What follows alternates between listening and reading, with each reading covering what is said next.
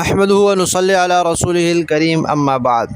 الاحسان academy کے 3 روزہ سفر المظفر کورس کا چوتھا عنوان ہے نحوست کا اصل سبب بداعمالیاں ہیں۔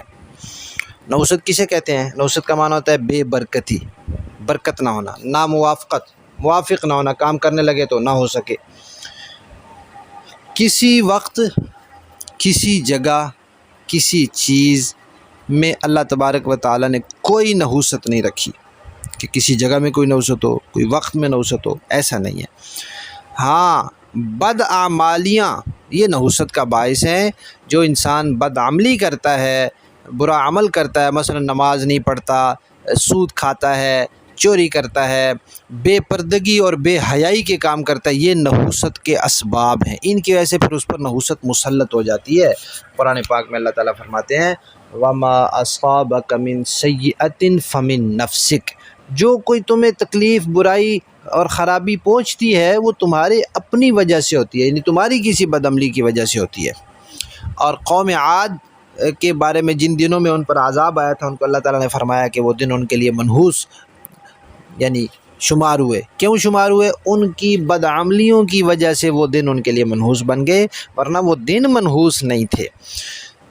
بعض لوگ کہتے ہیں جی حدیث شریف میں تو آتا ہے کہ عورت میں، گھر میں اور سواری میں نحوست ہے، تو علماء نے لکھا ہے کہ اس کا مطلب یہ ہے کہ اگر نحوست ہوتی تو ان 3 چیزوں میں ہوتی، جب ان تینوں میں نہیں ہے تو اس کا مطلب ہے کسی جگہ، کسی چیز، کسی وقت میں نحوست نہیں ہے، کیونکہ اس طرح کی بہت سی روایات موجود ہیں کہ نبی کریم صلی اللہ علیہ وسلم نے فرمایا کہ کسی چیز میں نحوست نہیں ہے۔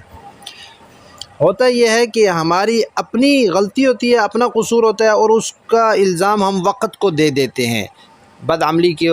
جیسے عرب والے تھے، اب وہ 3 مہینے لڑائی نہیں کرتے تھے، چوتھے مہینے لڑائی کے لیے گھروں سے نکل پڑتے تھے،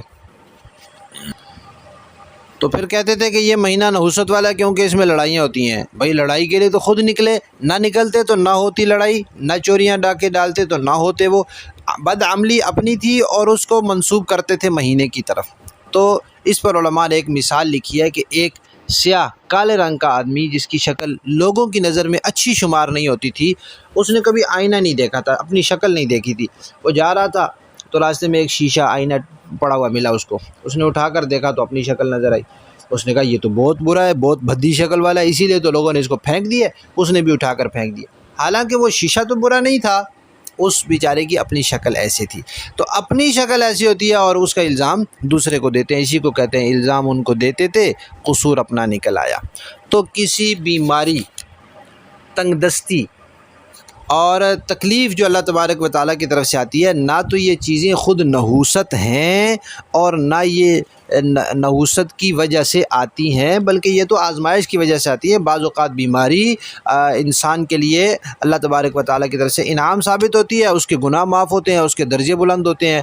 اگر بیماری نحوست ہوتی تو انبیاء کبھی بیمار نہ ہوتے، اور نبی کریم صلی اللہ علیہ وسلم کے گھر میں فقر و فاقہ رہا، تنگ دستی رہی، اگر یہ تنگ دستی نحوست ہوتی تو آپ کے گھر میں کبھی نہ آتی۔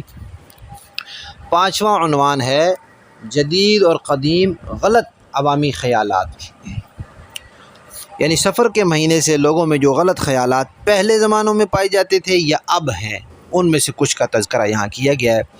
زمانہ جاہلیت کے لوگ جو ہوتے تھے وہ یہ سمجھتے تھے کہ اس مہینے میں گھر خالی ہو جاتے ہیں، لوگ قتل ہوتے ہیں، چوریاں ڈاکے بہت کثرت سے ہوتے ہیں، اس لیے یہ مہینہ منحوس ہے۔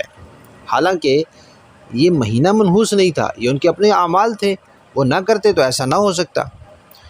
اور ایک کام انہوں نے یہ کیا ہوا تھا کہ اللہ تبارک و تعالیٰ کی طرف سے تو 3 مہینے تھے حرمت والے مسلسل، اب ان لوگوں کی حالت اتنی خراب ہو چکی تھی کہ ان کا ذریعہ معاش ہی یہ تھا، لوٹ مار کرنا، قتل و غارت گری کرنا، دوسروں سے مال چھین لینا، اس طرح کر کے وہ اپنا گزارا چلاتے تھے۔ اب جب 3 مہینے مسلسل ان کو اس سے رکنا پڑتا تھا تو ان کا چولہا بجھ جاتا تھا، ان کی جیب خالی ہو جاتی تھی۔ تو پھر انہوں نے ایک اور گڑبڑ شروع کی کہ جب محرم کا مہینہ آتا تھا کہتے تھے اس سال سفر پہلے آ گیا، محرم آگے چلا گیا، تو محرم کو سفر کا نام دے کر اس میں لڑائی، قتل و غارت گری کرتے رہتے تھے، اور جب سفر آتا تھا تو اس کو محرم کا نام دے کر پھر خاموش بیٹھے رہتے تھے۔ تو اس کو نام دیتے تھے نسی کا۔ قرآن پاک نے اس کی تردید کی ہے۔ سورہ توبہ کی آیت نمبر 37 میں اللہ تعالیٰ فرماتے ہیں نسی جو ہے یہ تو کفر میں اضافہ ہے، کہ اللہ نے جس چیز کو حرام کیا اس کو اپنی طرف سے یہ نام تبدیل کر کے حلال کر رہے ہیں، یہ تو ان کے کفر میں اضافہ ہو رہا ہے۔ تو وہ نام بدل لیتے تھے مہینوں کا۔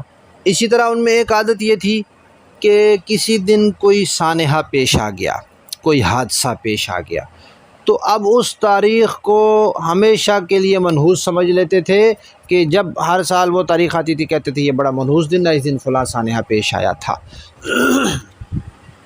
اسی طرح ان لوگوں کا خیال تھا کہ انسان کے پیٹ میں ایک سانپ ہوتا ہے، جب انسان کو بھوک لگتی ہے تو وہ سانپ اس کو ڈستا ہے، تو اس لیے بھوک کی حالت میں انسان کو تکلیف ہوتی ہے، تو اس سانپ کا نام انہوں نے رکھا ہوا تھا سفر۔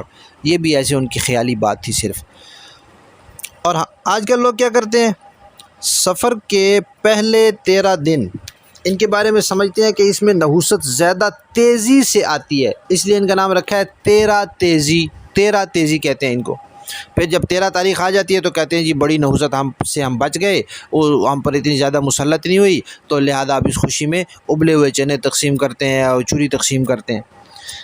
اچھا، کچھ لوگ یہ سمجھتے ہیں کہ سفر کے مہینے میں آسمان سے بلائیں نازل ہوتی ہیں، اندھے بہرے گونگے لولے لنگڑے جنات نازل ہوتے ہیں جو انسانوں کو تکلیف دیتے ہیں، ان کے گھروں میں جا کے بسیرا کر لیتے ہیں۔